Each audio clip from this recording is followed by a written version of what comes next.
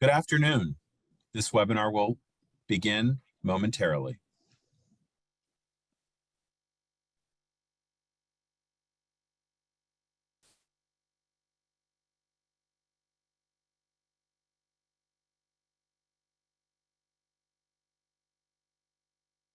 Hello, everyone. Welcome to the Explaining Indirect Support Experience webinar. My name is John Loper, CFP Professional, and I'm the Managing Director of Professional Practice at CFP Board. The purpose of this webinar is to explain what is considered under indirect support for the experience requirement. So what does indirect support mean? Your work experience may be satisfied in a few different ways. Supporting financial planners or the financial planning process is one of those ways. CFP Board defines support as responsibilities and activities requiring personal financial planning knowledge and competency that supports the financial planner and or the financial planning process. So, what is considered for review under indirect support? Activities and responsibilities reflecting personal financial planning knowledge and competencies that indirectly support the financial planner and or the financial planning process may count as experience credit for indirect support. Indirect support includes those positions that are firmly rooted in the financial planning process. Some indirect support positions that are eligible include, but certainly not limited to, employee benefits administration, financial planning competence, and journalism pertaining to financial planning topics. Indirect support experience is reviewed and evaluated on a case-by-case basis. Depending on your specific duties and responsibilities, partial or full credit may be granted. So how do we review indirect support experience? Depending on your job duties and responsibilities, as I just mentioned, partial or full credit may be granted. If you have questions related to your indirect support submission, you can always email experience@cfpboard.org. I will also add that if you have any questions as we go through this, please feel free to share them in the Q&A section on the webinar. Now we will review 4 questions you can use as you consider submitting indirect support work experience. The first is on role knowledge. You want to make sure that your role requires topics related to the principal knowledge topics and competency framework. As a resource, you can visit cfp.net and review the principal knowledge topics and competency framework found on the 2021 practice analysis page. To get there, simply search 2021 practice analysis. Next, what benefit and or impact does the work you do have on the profession's body of knowledge and or the practice of financial planning? How does this activity ultimately benefit the work done by financial planners and or individuals seeking financial planning services? This question emphasizes how the work you've done will benefit financial planner and or individuals seeking financial planning services. In other words, if there are tasks performed by the financial planner that ultimately benefit the client, if you're involved in performing those duties, you may qualify for indirect support. What is the relationship pathway? What is the relationship pathway from the functions you perform to the typical client, the financial planner, or the financial planning process? For this question, consider how you are connected back to the typical client, financial planner, or financial planning process based on the functions you perform. One of the questions we get a lot are, could you provide me with some examples? And we don't usually provide examples of indirect support And here's some of the reasons we don't. We want all entries to be considered for review. And by creating or sharing examples, we don't want to create bias for any single type of indirect support. And finally, we want to stay informed of new and innovative ways financial advice and financial planning work experience is being done. As I said earlier, when in doubt, please submit your work experience via your experience tool. Finally, what is the review process for indirect support? All indirect support submissions will have an initial status of under internal review. Because these are very specific, we have to review each one of these individually. Number two, they will be reviewed for complete information, or we may ask for more information. And then finally, they will be sent for verification. So that's really the review process in a nutshell. Last, I want to give you places to go for questions and resources. I've mentioned it a few times today. If you have any questions, always submit them to experience@cfpboard.org. And additional resources, the experience page is at cfp.net/experience, but more specifically, cfp.net/indirect support. So finally, thank you all for attending today's webinar. I will open it up for questions at this time.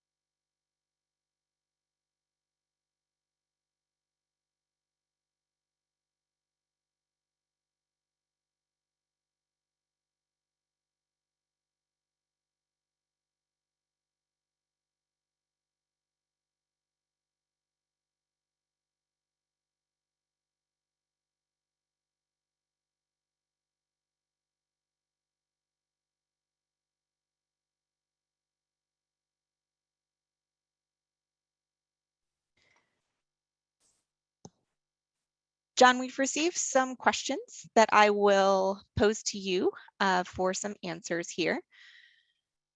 Can indirect experience count towards the apprenticeship pathway? It's tough for an indirect experience to count toward apprenticeship path because the individual has to be involved in all 7 steps of the financial planning process, and personal delivery has to be part of that definition. So it would be difficult for me to see a path where indirect support could count toward apprenticeship. Thank you. Another question, John, and this is a good one, more around kind of building a business, but if you are founding an RIA or starting your own company, there's a lot of prep work involved. Could any of that be considered as indirect support? So once again, it depends on what that prep work is. But if the prep work is gathering client data, which certainly is one of the 7 steps, and they're doing that behind the scenes on behalf of an advisor, it may qualify. One of the things I want to make sure that I say to everyone on the call that's listening right now is you may not have even created an account with CFP Board yet, but we will gladly review any experience submission that you have. It's going to be difficult in this setting to answer your specific questions until you actually submit it. We also had a question in the chat here as well. Someone was asking a specific question. And some of you have talked to our contact center. So those are the generalists that pick up the phone. but the individuals that you want to answer your specific experience question is experience@cfpboard.org. If you want us to review the experience that you're describing, you need to go to cfp.net, create an account with us. And once you've created an account, then in our experience tool, that's also in the experience area on our website, you can submit your specific experience that you would like for us to review. You don't even have to be registered for the exam. This could be the first time we've heard from you. We can tentatively approve it, because a lot of times we'll get questions, hey, I don't know if my experience counts. I don't want to start this process until I do that. So create an account at cfp.net, submit that specific experience in the experience tool, and we can give you an answer. Great, thank you. We received another question about life insurance planning. You know, if they're helping clients determine life insurance needs and interactions with the client and collecting data, generally, John, could that be considered? Yeah, absolutely. Once again, that could very easily be part of whether it's case analysis or data gathering. If you're doing that in support of the advisor, who then turns around and uses that information with the client, as I shared today in the webinar, that absolutely may count. And once again, we need to see it specifically in writing, but just on the surface, it sounds like it could. And then similar question, John, you know, investor relations, you know, are those, is that type of experience in the nature of providing, you know, financial information that could be considered, or, you know, kind of how would we evaluate that? Yeah, great question. I see that's from Brett. So one of the, we recently approved indirect support for a journalist at CNBC. This is information that both potentially financial planners and clients consume. And so therefore, we approved that. So your question around investor relations, once again, it depends on how you define that. What's the information that's being consumed? And once again, we'd need that in writing to give you a more specific answer. But if it falls in that category, that it's information that's being consumed by the advisor and or client, it potentially could be approved. And we have another question. I think this has come up before about financial planning content creation posted to social media. Now, this falls fairly in the realm of indirect support experience, and would love your opinion on how that, you know, how we might review it, or how someone might explain what they're doing. I'm sorry, maybe not. Could you repeat that one more time? Sure. So social media content creation around financial planning. So you're, you know, posting. I mean, like, yeah, so it could be blogs or information. Exactly. Yeah. Exactly.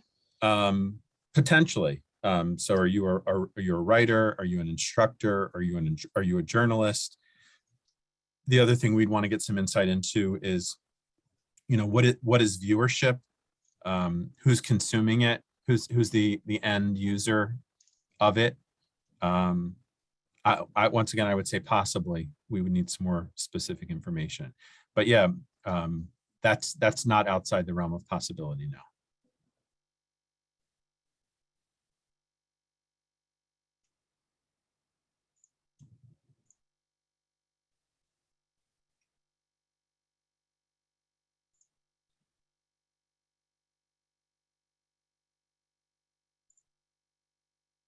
And then, John, this is not indirect support exactly related, but similar, is definitely experience related. Can you receive hours for multiple attendance at an FPA residency program? Yeah, actually, we've gotten this question in previous webinars, Elizabeth. That's a great question.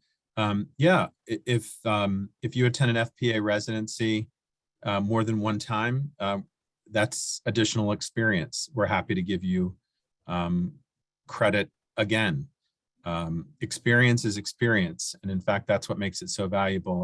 Are doing those tasks over and over again. So there's no specific rule against multiple attendance or multiple times attending an FPA residency. Thank you. And then another question that we received, and just wanted to voice it aloud for those who are listening as well, John, but if you could just reiterate, is there a statute of limitations or a look back period on how old experience can be that can be entered? Yep. So you'll see this on cfp.net/experience. We're going to look back 10 years and we're going to look forward 5. And that's based on the date of your exam. So if you took the exam today, we'll look back 10 years from today. And by the way, today's actually an applicable day. We're in the middle of the July window. And once again, just a reminder to everybody that's listening, you do not need to have met our full experience requirement to take our test. You do ultimately need to meet our experience requirement ultimately to carry the certification, but we give you 5 years after passing our test to meet the experience requirement. Great, thank you. And another question that just came in, John, can financial planning process development like steps, client deliverables, tutorials apply toward the experience requirement? Yep, they can. Once again, we'd want more specifics around, what are you developing? Who's consuming that? Is that to help the processes of the advisor? What involvement, if any, with the client? But it may apply, yes. And I will mention also, when you go into your experience reporting form that's found in your CFP board account, what you'll do is you'll actually choose the option that says that you support the financial planning process on the first screen that you see when you're adding your position. And then you'll choose that you're adding indirect support experience. And then when you get to the second screen, you'll see an opportunity, a text box, an opportunity for you to really explain what you're doing, right? Those are the questions that John reviewed at what to consider, right? How is your role leading back to the financial planning process and competencies? And so you'll want to make sure that you're describing all of that information. And as John mentioned a little bit earlier, once you do submit that, our experience team will review that for you and then reach out if they have any questions or need anything else to help review that position.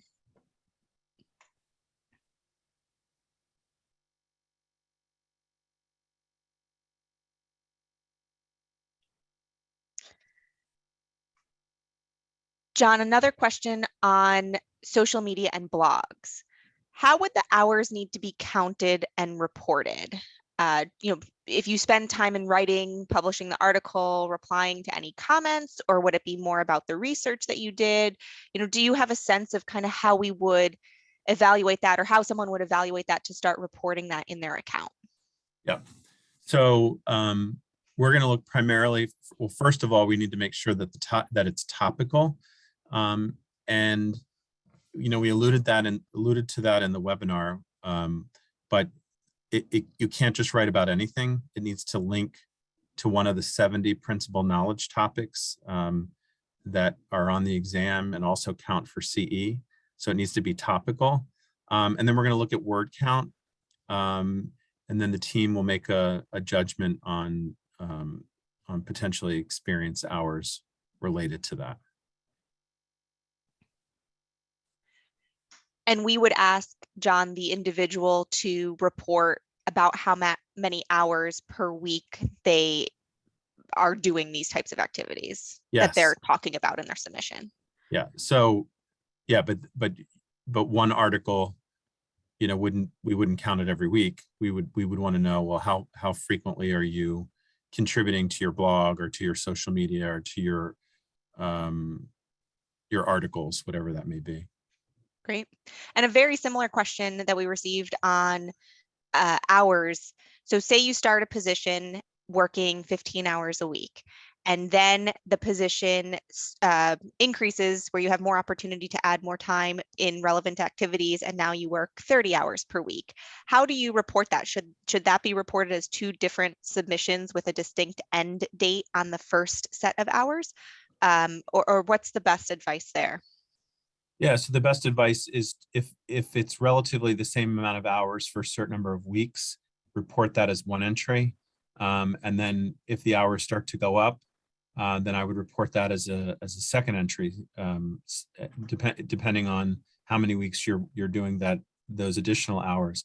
The other question we get a lot related to hours per week is, if I work 60 hours per week, can I get 60? The answer to that question is no.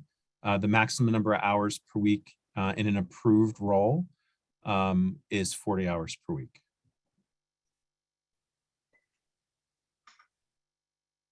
And another question here on teaching. Would teaching or leading an exam, a CFP exam review course, could that potentially be considered for experience?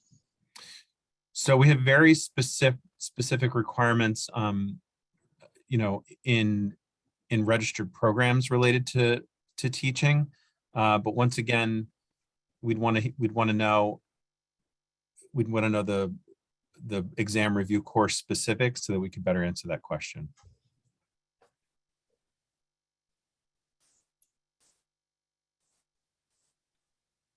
Great. Thank you, John. Doesn't look like we have any other questions. But like, as you mentioned, if anybody has any questions or wants to chat specifically with our experience team that's directly related to their specific situation, they can definitely email our experience@cfpboard.org email address. John, anything else? Any other input before we close out? No, just a reminder to everybody, if we didn't get to your question today, send that to the experience team. As a result of this webinar, please be patient with their response. We may get more questions than usual to that email box. And then if you have a pretty good idea that it may apply, I wouldn't even email it to them. I would just create your account at cfp.net and have us review it so we can give you an official answer on whether or not that would apply. Thanks so much, John. Thank you, everybody, for your questions. Everybody have a great day.